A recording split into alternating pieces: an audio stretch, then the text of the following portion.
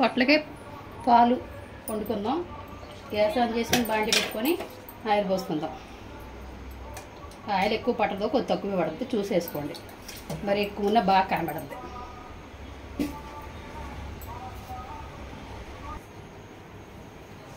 Oil వీటెక్కింది, దాంట్లో కొంచెం తాలింపులు వేసుకుందాం.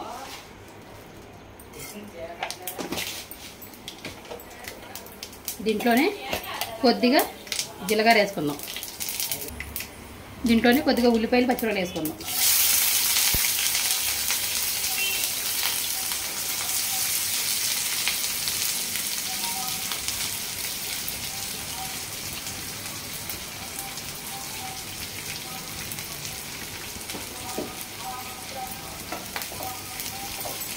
దీంట్లో కొద్దిగా సాల్ట్ వేసుకుంటాం.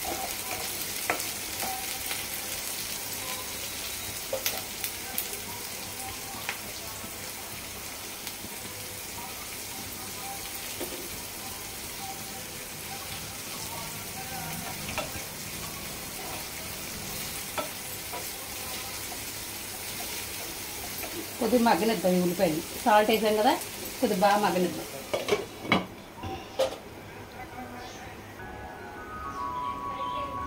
చూద్దాం ఒకసారి.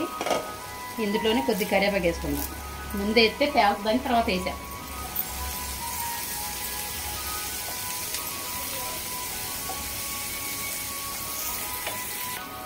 ఉల్లిపాయలు అయిపోయినాయి కదా, ఇందులోనే పొట్లకాయ వేసేసుకుందాం. పొట్లకాయ బాగా కలిపేసుకుందాం. కలిపేసుకొని మూత పెడదాం.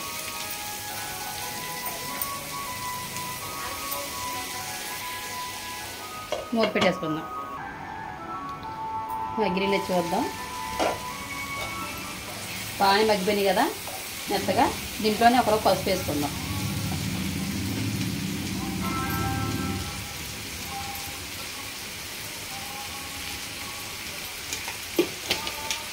దీంట్లో కొద్ది కారం వేసుకుందాం. ఇందాక సాల్ట్ వేసాం కాబట్టి చూసి వేసుకుందాం. ఎక్కువ వేసుకున్నా మళ్ళీ బాగా ముక్కలు పట్టద్ది. కారం కూడా తక్కువే పడద్ది, పొట్లకాయ పాలు కాబట్టి. బాగా కలుపుకొని కొద్ది పాలు పోసుకుందాం.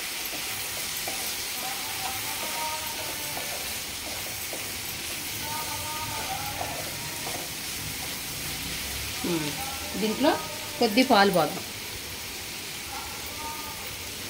పాలు కాసిపోయాలని ఏమీ లేదు. పచ్చిపాలు కూడా పోసుకోవచ్చు, కాసిన పాలు పోయొచ్చు. ఏ కుదిరితే అవి పోసుకోవచ్చు.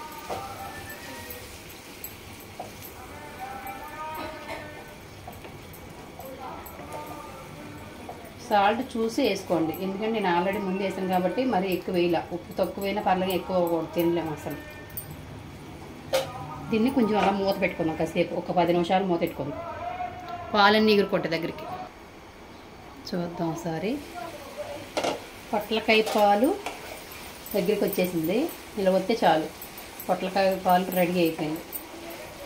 మరి బాగా దగ్గరికి ఎగిరిచేసిన అన్నంలో కలుపుకోవడానికి బాగోదు. కొద్దిగా ఇలా చాలు, అయిపోయింది పొట్లకాయ పాలు రెడీ.